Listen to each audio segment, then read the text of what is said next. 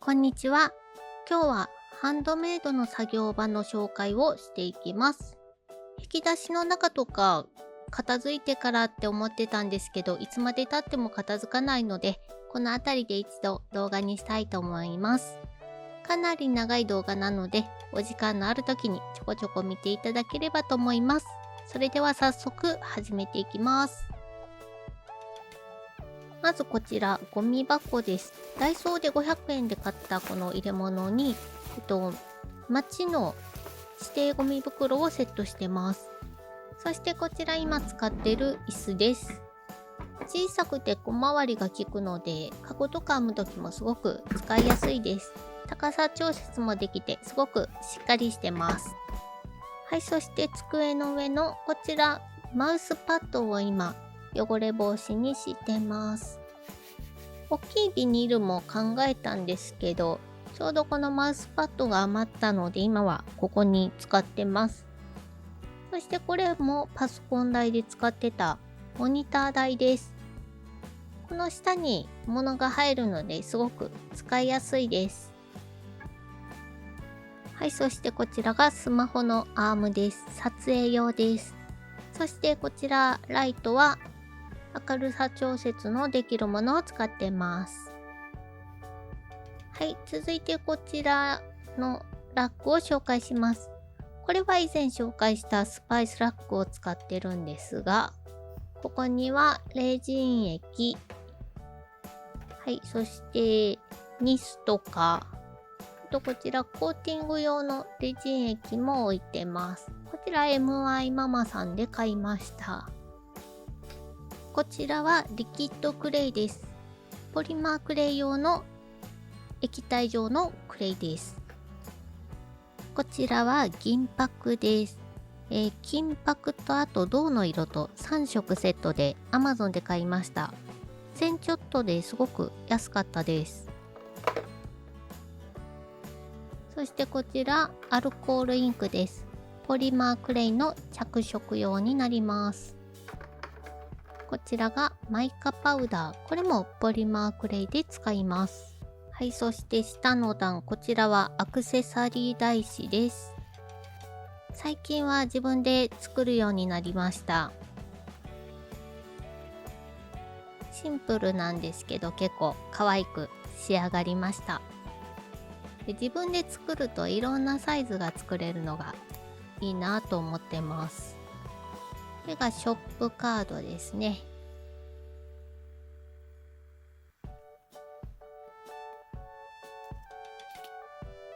はい、そしてこちらサンキューシール。これはメルカリとかでも使ってます。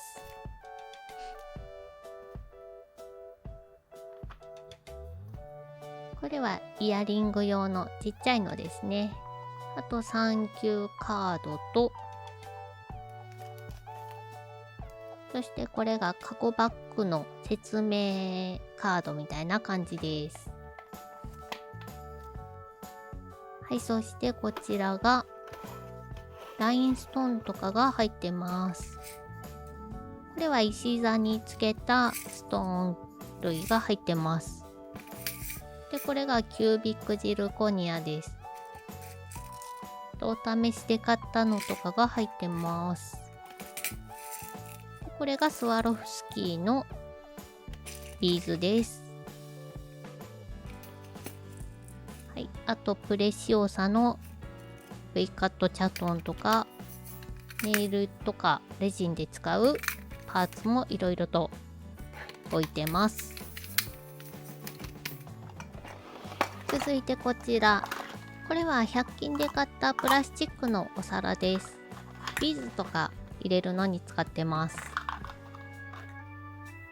こちらはポリマークレイの使いかけのものです。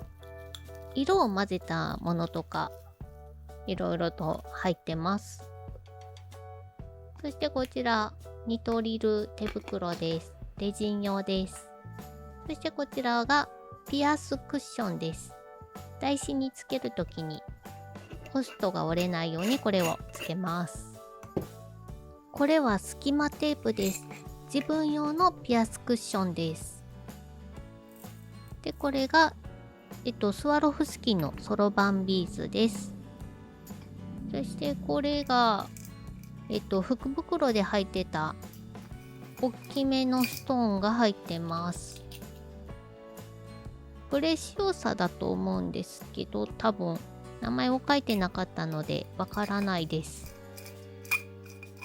これがプレシオサのいろんな色のセットのものです。これを見てどの色を頼もうかなとか決めてます。ここは今よく使うビーズとかが入ってます。これはもうヤスリでしっかり削ってバリューを取ってあるものが入ってます。これもそれを入れるようです。ここにはオーストリア製のクリスタルガラスビーズが入ってます。スワロフスキーが DIY 業界から撤退して新しくできたビーズたちが入ってます。すごく輝きが綺麗です。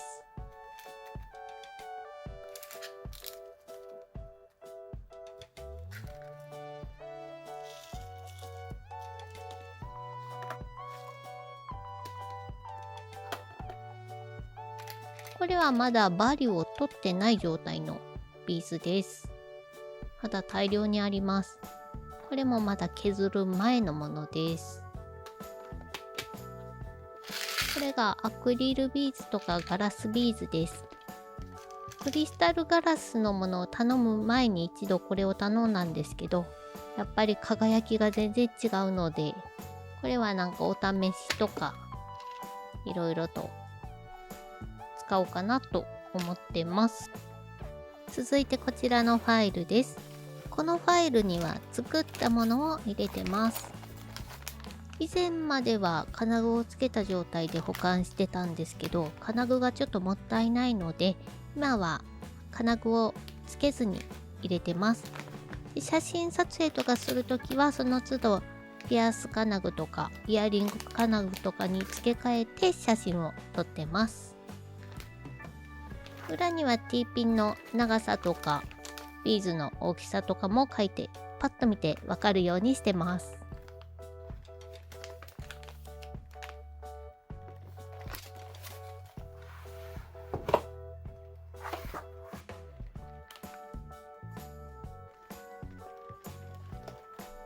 続いてこちらの引き出しの上には、100均のカラージェルが入ってます。あとレジン用の着色剤も置いてます。はい、2番目はシルバーのワイヤーです。いろんな太さのものが入ってます。よく使うのは22とか24ゲージのものが多いです。こちらがゴールドのワイヤーです。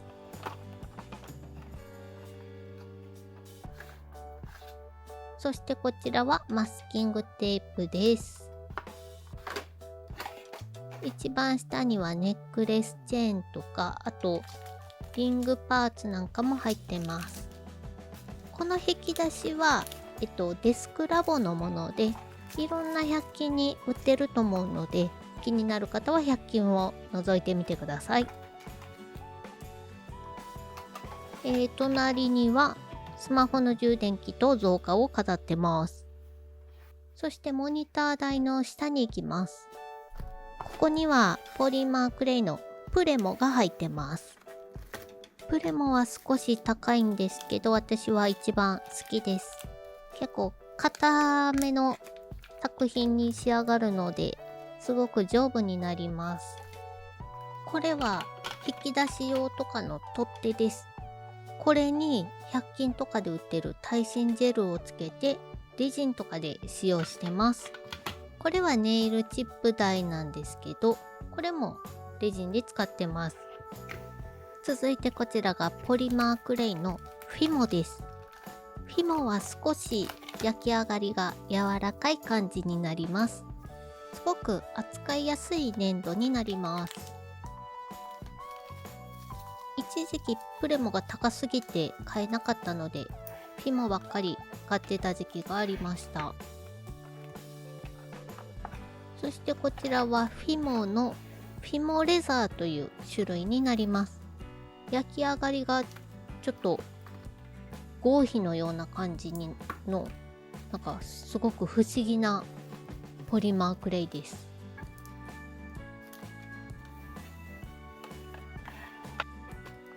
そして隣にはボンドが入っています。あとカッターの替え刃とかもいろいろと入ってます。ボンドもいろんな種類のものを入れてます。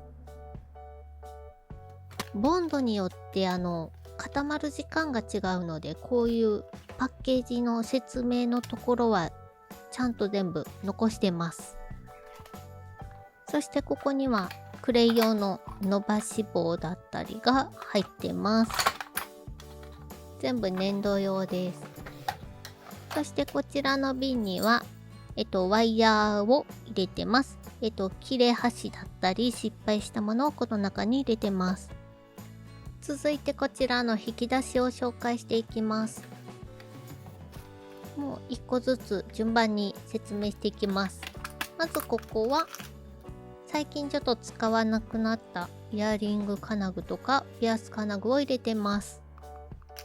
自分用をちょっと作る時とかに使ったりすることが多いです。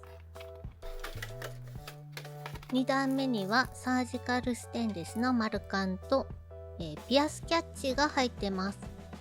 普段販売するときは金属のキャッチとこの樹脂のキャッチをセットでつけるようにしてます。はい、3段目はネックレス用の缶類が入ってます。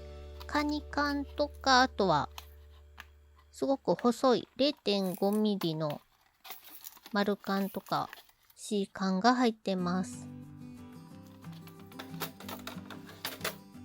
4番目は石座が入ってます。これにキュービックジルコニアとか、あと V カットチャトンなんかを取り付けてます。はい、5段目はサージカルステンレスの T ピンと Q ピンが入ってます。こちらがシルバーの T ピンと Q ピンです。続いてこちらがちょっと品質のいいキュービックジルコニアとかが入ってます。今プレシオサのキュービックジルコニアを頼んでるので、今度販売用はどんどんそれに移行していく予定です。はい、ここにはスペーサーとかビーズの受けになる金具とかが入ってます。そしてこれは T ピンとちょっと大きめのビーズの隙間を埋めてくれるチューブになります。はい、こちらが 4mm から 6mm のロンデルです。こちらは作りかけの雫パーツです。組み合わせとか考えるときに使ってます。はい、こちらがかわいいかわいい猫ちゃんパーツです。これはパーツランド神戸さんで買ったチャームです。そしてこちらがステンレスのバチカンとかデザイン丸カンです。はい、上に行きまして、ここが今メインで使ってる、縦詰めのピアス金具とイヤリング金具です。このタイプの金具が耳が痛くならないので、今全部これに移行中です。はい、こちらが、3mm 玉の、ピアス金具とイヤリング金具です。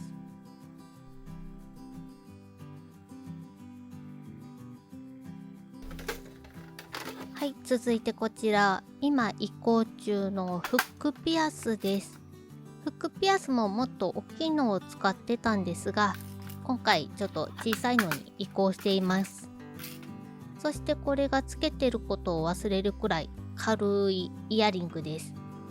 チャームをつけるときは本当に小さなものしかつけないです。はい、こちらが丸皿ピアスとイヤリングです。これはポリマークレイとかくるみボタンに使います。はい、そしてこちらが移行前の金具です。まだちょっと残ってるので、これら全部使い切ろうと思ってます。基本委託販売でお客様に目で見てもらって買ってもらうようにする予定です。はい、こちらは真鍮製の丸缶です。これはもうずっと使ってるもので継ぎ足しで使ってます。基本的にはイヤリングで使います。はい、こちらが、16金ゴールドプレートと本ロジウムの、Q ピンと T ピン、長いものです。これはパーツランド神戸さんで以前買ったんですけど、購入品動画も出てるのでよかったらそちら見てください。そしてこちらお試しで買った長いタイプの T ピンとか丸ピンが入ってます。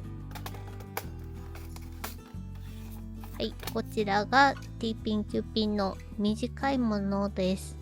こちらも全部本ロジウムに変えようと思ってます。はい、そしてゴールドの T ピン Q ピンです。基本的に古いものはなんか練習に使ったり、組み合わせを考える時とかに使ってます。はい、こちらが太い丸缶ですね。ポリマークレイで使うことが多いです。0.9 ミリとか線形が1センチを超えるものとか大きいものを置いてます。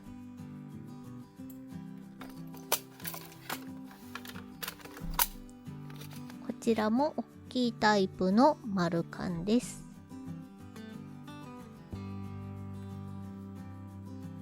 今度一番左の上に行って、ここには電動ヤスリのビットとかが入ってます。ここは潰し玉とか、潰し玉カバーとかが入ってます。はい、そしてここは、ネイル用のなんかパーツだったりレジに使ったり、あとミラーパウダーとかが入ってます。ここはあんまり使ってなくて100均で買ったレジン用のホログラムとかが入ってます。はい、ここはカラージェルです。はい、下に行ってここにはたまに使う金具などを入れてます。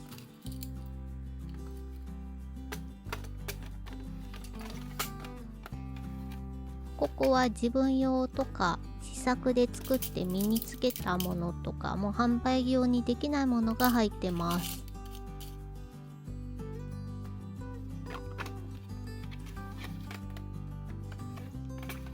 はい、ここはフレームです。これはくるみボタンの裏側を隠すパーツです。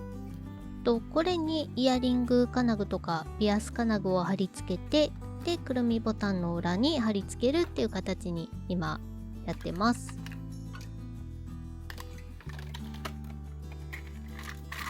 はい、ここは100均で買ったボタンが入ってます。カゴバッグで使います。で一番下は、ポニーフックとか、あとヘアピンとかが入ってます。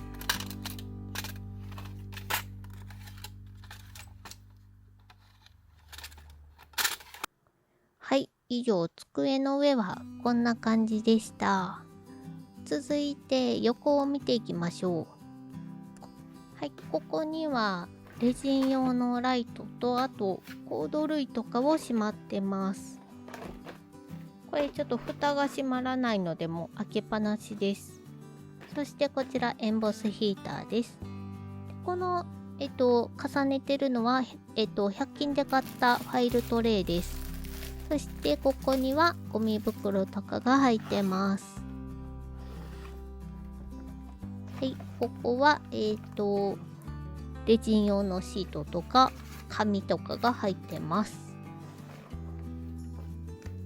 ここははがきの、印刷用紙とかが入ってます。こここがリサイクルペーパー、メモ紙に使ったりしてます。これは自分で作ったんですが、段ボールを包む時の帯です。段ボールの蓋が開かないようにするためのものです。はい、ここには封筒類がいろいろと入ってます。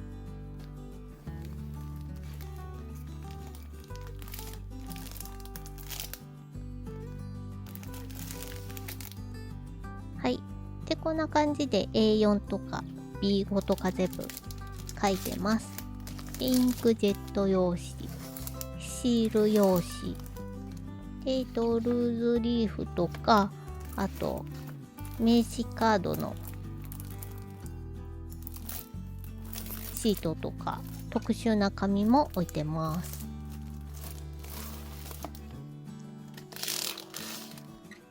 はい、こちらが、アクセサリー台紙に使っているスーパーファイン紙です。0.285 のかなり厚手のコピー用紙です。これを手差しトレイに刺して印刷してます。プリンターによってはちょっと壊れたりすることもあるかもしれないので、ちゃんと自分のプリンターで使えるか確認してから使ってください。で、私が使ってるのがこのブラザーのプリンターになります。2万円くらいだったと思うんですけど、型番も書いておきます。はい、そしてこちらニトリで買ったチェストなんですが、ここにはくるみボタンの金具とか布が入ってます。こんな感じでサイズごとに全部トレイに分けて入れたりしてます。入らないのはもうざっくりここに隠してます。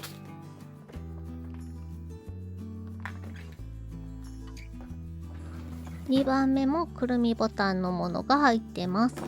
これは布と金具の間に挟むキルト芯です。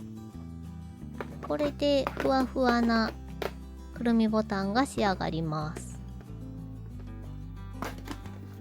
そしてこの中はヘアゴムを入れてます。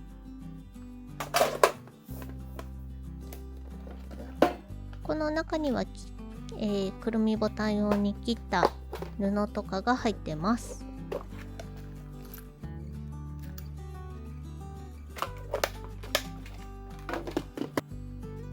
これは、結構前にダイソーで買った灰皿なんですけど、こんな感じでちょっと使ってないくるみボタンとかを入れてます。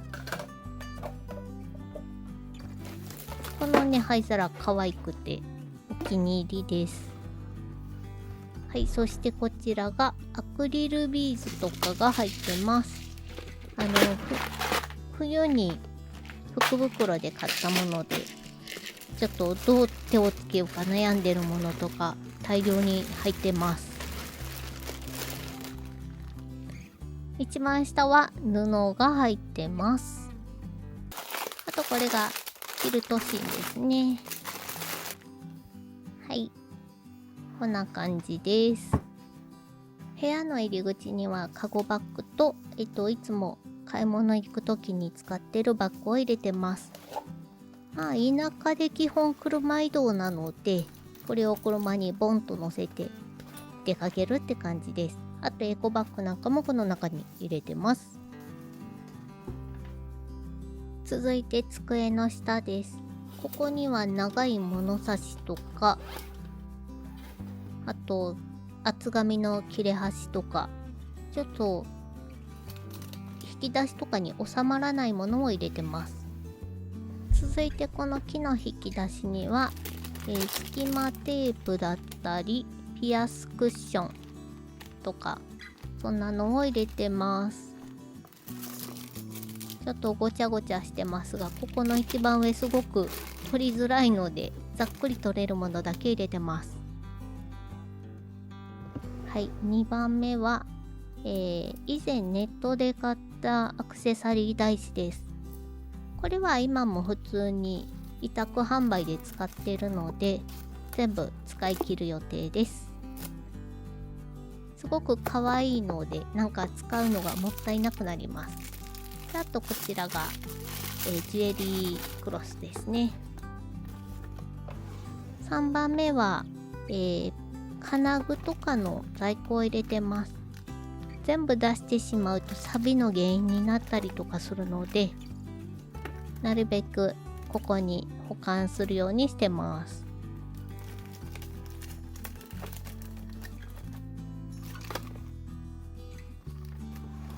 続いてこちらはポリマークレイです。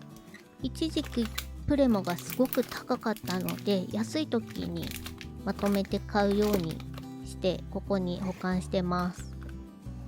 はい、ここは自分用のアクセサリーとか作ったものとかを入れてます。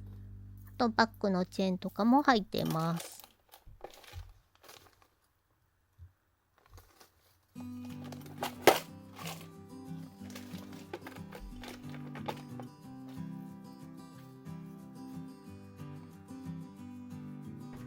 続いて右側で、ここの隙間にはビーズマットとかを入れてます。このケースの中はビーズが入ってます。そしてこの引き出しはなんか作ったものとかちょろちょろ入ってます。これも作りかけのものですね。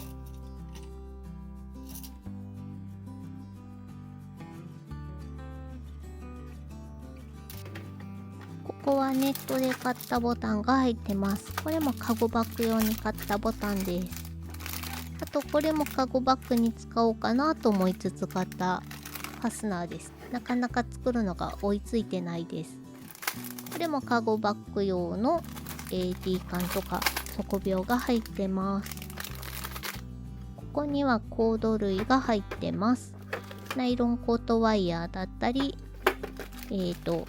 本革の紐だったりが入ってます。ここは以前ちょっと作ってみたいなと思って買ったロープタッセルです。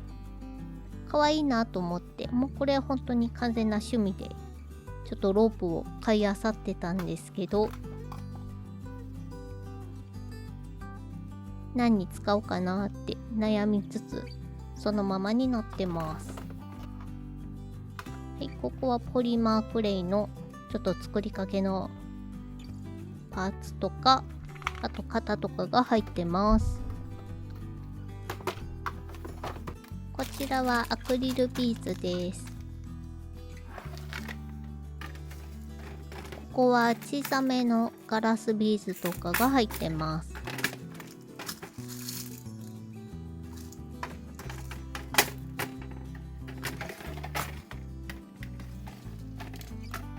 これはガラスのパールビーズです。これは結構使うのでちょこちょこ補充してます。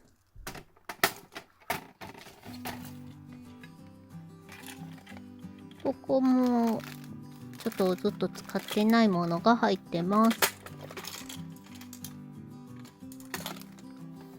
で下の方は、福袋で入ってたビーズとかがたくさん入ってます。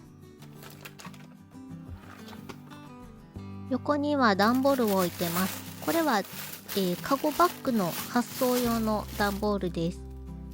一応サイズもちゃんと書いて袋に入れて保管してます。続いて右の棚の上です。ここにはチャック袋をたくさん入れてます。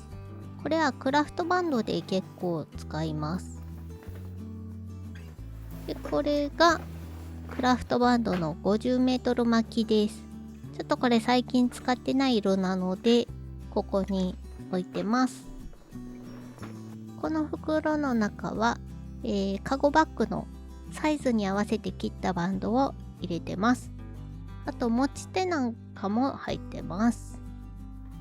この中はメルカリ用のリサイクルの緩衝材とかが入ってます。結構手芸本とかもあるので、最近も使ってないものとかは出品しようと思って OPP 袋とかいろいろと買って全部この中に詰め込んでます。下の段です。こちらにはクラフトバンドを入れてます。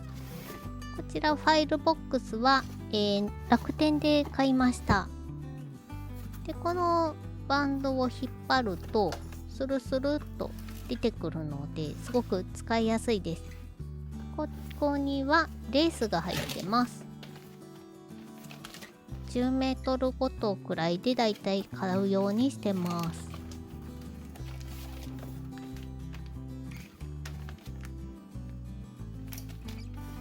ここはクラフトバンドを作る時の、ボンドのお皿とか拭き取り用のペーパーナプキンなんかを入れてます。で、この中は、ボンドだったり防水スプレーとかが入ってます。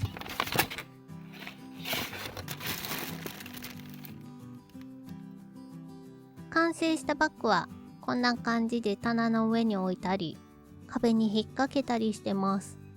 ちょっと場所を取るのでちょっと保管場所悩み中です。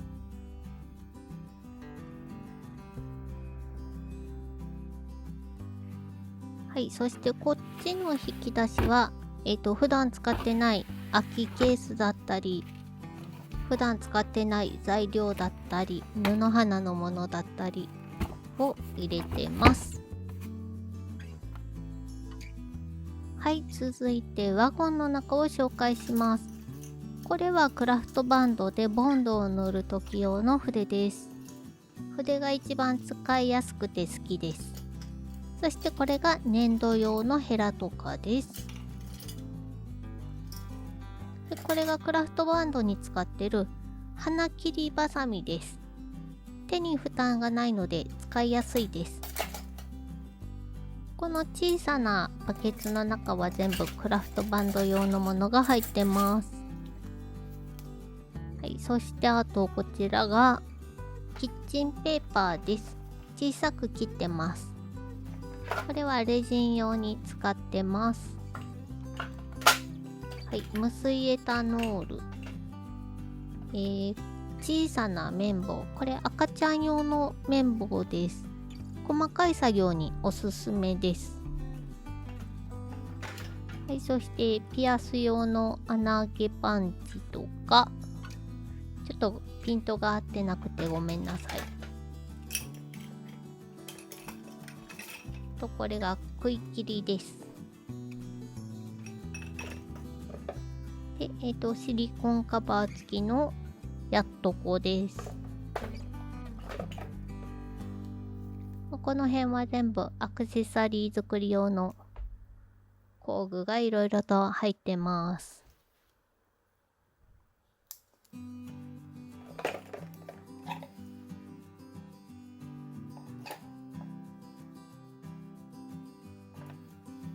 2段目です。これはカゴバッグを作る時用に買った工具です。ボンドの蓋とか開きにくい時にもこれ使ってます。これが逆ペンチですね。はい、そして両面テープだったり鉛筆だったり、あと練り消し、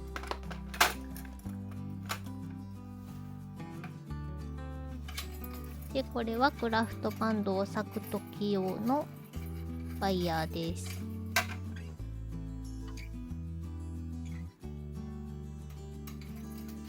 これもさっきご紹介したダイソーで買った灰皿の丸バージョンなんですけど、この中には輪ゴムとかクリップを入れてます。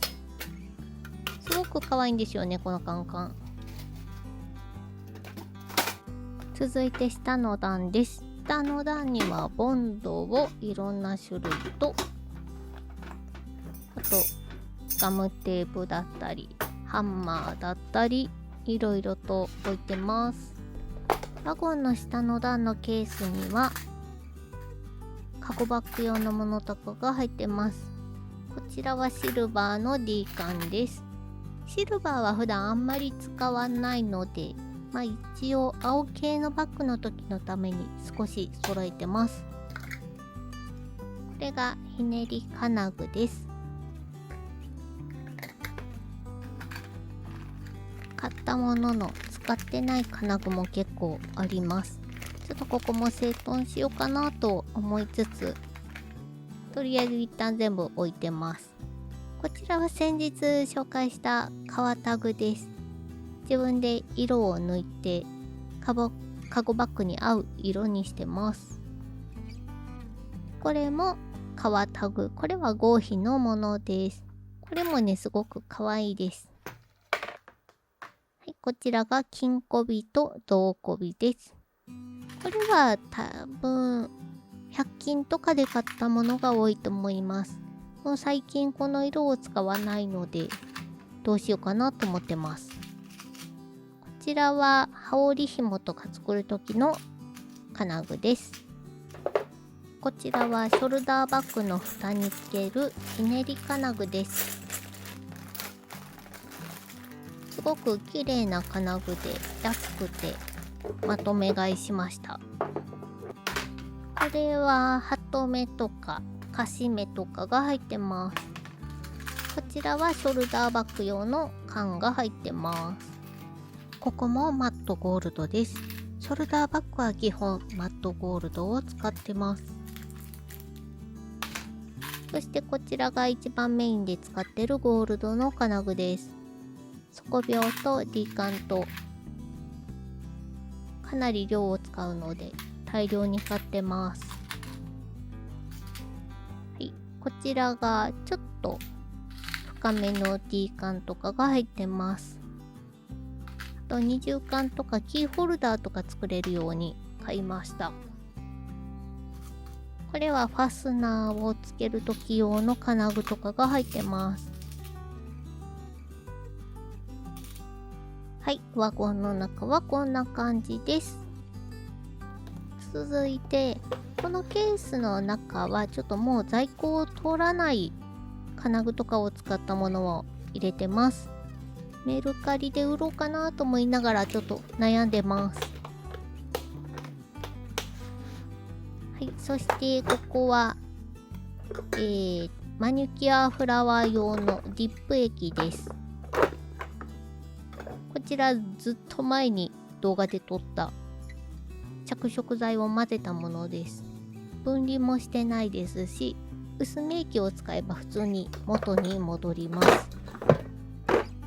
これが薄め液です。2段目には毛糸が入ってます。アクリルたわしをたまに編んでます。ここはスチロールのボールです。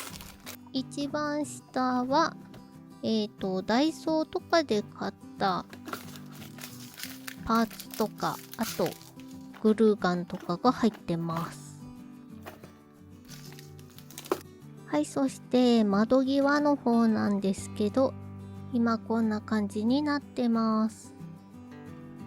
ここは PP バンドを収納してます。ちょっとエコループとかが入ってるんですけど、中には PP バンドです。これもね、カゴバッグ編みたいなと思いながらそのままになってます。夏が来るし、そろそろ編みたいなと思っております。ここはクラフトバンドの余ったバンドを入れてます。メーカーとか太さとかで全然変わってくるので、全部種類を書いて分けてます。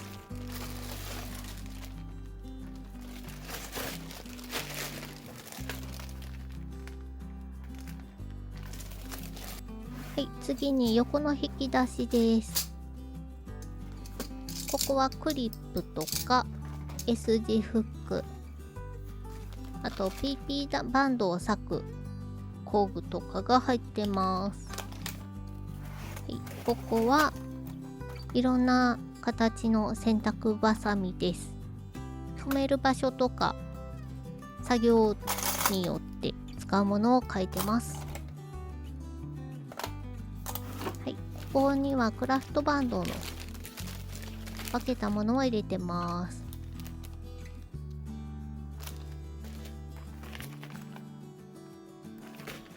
全部サイズによって分けてます。色まで分けるとちょっと大変なので、色は全部ごちゃ混ぜにしてます。そしてこの棚なんですけど、アイリスオーヤマの棚板です。なんかカラーボックスに合わせたこういうのが売ってます。続いて一番下はポリマークレイでお試しで作ったものとか、あと型とかが入ってます。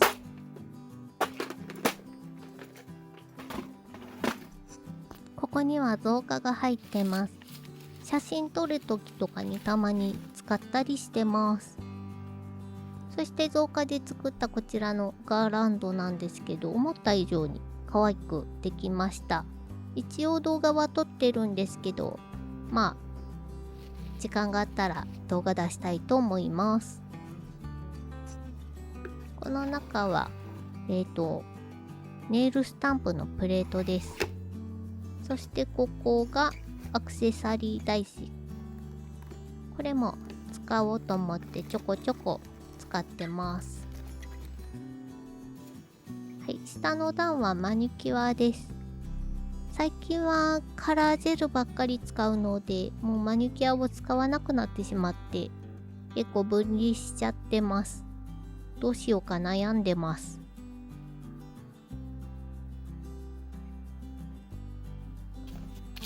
ここには折り紙が入ってます。折り紙もだいぶ減ってきて、あとこれだけになりました。ちょこちょこと消費してます。はい、続いてパソコン周りです。こんな感じです。